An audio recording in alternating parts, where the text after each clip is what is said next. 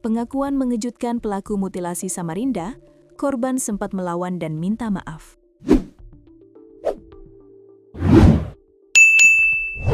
Terungkap pengakuan pelaku mutilasi di Samarinda, Kalimantan Timur, melalui video yang beredar luas di tengah masyarakat. Bahkan, video tersebut viral di media sosial kota Samarinda. Dalam video tersebut, pelaku pembunuhan disertai mutilasi menceritakan tindakan sadisnya hingga motif yang membuatnya tega menghabisi nyawa korban. Padahal, korban sempat meminta maaf kepada pelaku. Akan tetapi, rasa sakit hati yang lebih besar mengakibatkan pelaku gelap mata. Ternyata pelaku adalah suami siri korban berinisial J, 56 tahun, yang dibantu rekannya, seorang ibu rumah tangga, R, 56 tahun.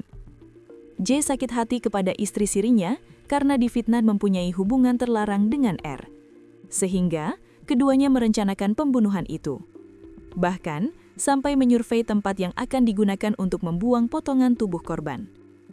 Kasus itu terungkap berawal dari temuan potongan tubuh oleh dua bocah yang sedang bermain di kawasan Jalan Batung Klanduk, Kelurahan Sempaja Utara, Kecamatan Samarinda Utara, pada Sabtu, 21 Maret 2026, bertepatan dengan momentum Hari Raya Idul Fitri 1447 Hijriah. Setelah ditemukannya potongan tubuh itu, pelaku berhasil ditangkap pihak kepolisian pada Minggu, 22/3/2026 dini hari. Dalam rekaman video berdurasi 5 menit 7 detik, pelaku mengakui secara terbuka bahwa dirinya melakukan pemukulan terhadap korban hingga tewas, sebelum akhirnya memutilasi tubuh korban. Dalam pengakuannya, pelaku menyebut bahwa tindakan tersebut dipicu oleh rasa sakit hati akibat tudingan atau fitnah yang terus dialamatkan kepadanya. Ya karena kita dipitnah-pitnah terus, ucap pelaku dalam video tersebut dikutip dari tribunkaltim.co. Ia mengaku tidak sepenuhnya bertindak atas dorongan emosinya sendiri. Dalam pernyataannya, pelaku menyebut adanya pengaruh dari sosok lain yang diduga adalah ibunya yang turut memperkeruh situasi hingga berujung pada aksi kekerasan tersebut.